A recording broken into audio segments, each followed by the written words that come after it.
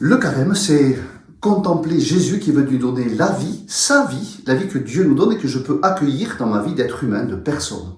Nous allons creuser un peu plus avant le sens de ce qui est le centre, le cœur du carême, c'est-à-dire cette vie que Jésus va nous donner. Le mal marque la vie humaine, c'est un constat, une réalité, qu'elle soit vécue, j'ai fait le mal, ou subi, on m'a fait du mal. Je peux avoir vécu des traumatismes ou avoir été témoin du mal qui abîme l'humanité dans mon entourage proche. On ne peut pas éviter la question du mal concret. On ne peut pas se protéger de sa réalité, de son existence. La foi, au contraire, explicite la question du mal et nous donne les connaissances et les capacités nécessaires pour affronter le mal.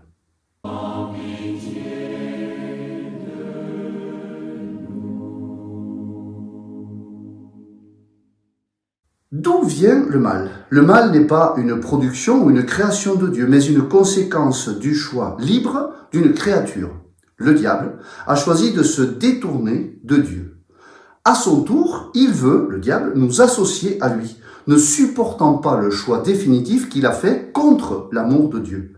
Son pouvoir ne dépend que de notre acceptation libre de faire comme lui.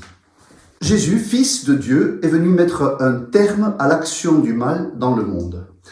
En contemplant Jésus dans son chemin, depuis son baptême jusqu'à sa mort sur la croix, nous découvrons cette action de Dieu qui donc va mettre en œuvre le salut, c'est-à-dire l'éradication du mal sur la terre. Nous découvrons donc l'action de Dieu qui est non pas une réaction au mal, comme si c'était le mal qui agissait, mais au contraire une création continuelle qui prend les moyens et se donne les moyens de définitivement nous libérer et détruire tout mal dans le monde, dans l'univers et pour l'humanité. Image et splendeur du Père, tu refais l'homme à ton image. Dans l'épisode de la femme adultère, on découvre une personne prise en flagrant délit. Pas de possibilité de se défendre. La faute est sans appel, sans équivoque. La condamnation est certaine car le mal est véritable. Mais voilà que Jésus change complètement le point de vue sur la question. Il renvoie chacun des protagonistes à sa propre conscience. Que celui qui n'a jamais péché lui jette la première pierre. Pour juger les autres, il faut être au-dessus de la faute, de la perfection même de Dieu. Or, aucun être humain n'a cette capacité. Jésus est venu appeler non des justes, mais des pécheurs. Et il n'est pas venu pour nous juger ou nous rabaisser, il est venu pour nous libérer et nous donner la vie. Je ne te condamne pas, dit Jésus. L'action de Jésus est du côté de la vie, pas de la mort. En cela, nous accueillons la bonne nouvelle d'un Dieu qui vient nous sauver et nous libérer, et surtout pas nous juger et nous condamner.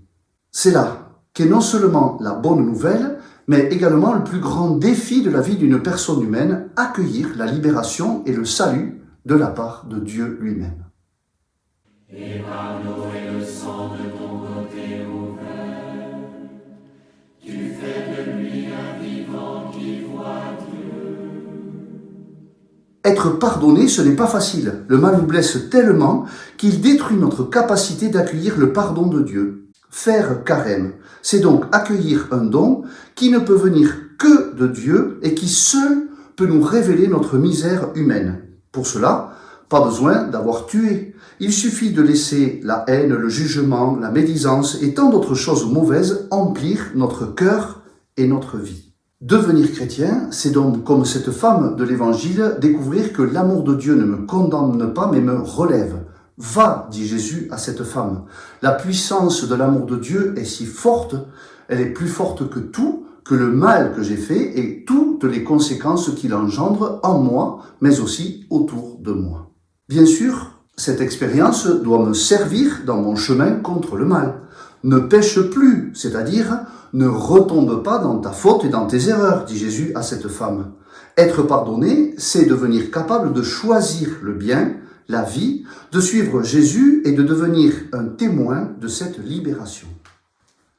Pour prolonger notre chemin de carême, je vais donc vous inviter à partager autour de cet évangile dans Saint Jean qui traite de cet événement de la femme adultère, de partager et de lire ensemble ce texte et de voir comment il parle à chacune et chacun d'entre vous. Mais je vous pose également 3 questions. comme d'habitude, que vous pourrez, si vous le désirez, partager entre vous. Les 3 questions sont les suivantes.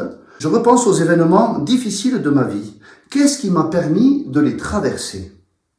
La deuxième, la vie de foi, la prière, la vie en église, les sacrements, les temps de partage en communauté, comme ce groupe auquel nous participons, sont une aide pour que j'accueille l'amour de Dieu. Quel pas est-ce que je peux faire pour que ce trésor offert, qui m'est offert, prenne plus de place dans ma vie?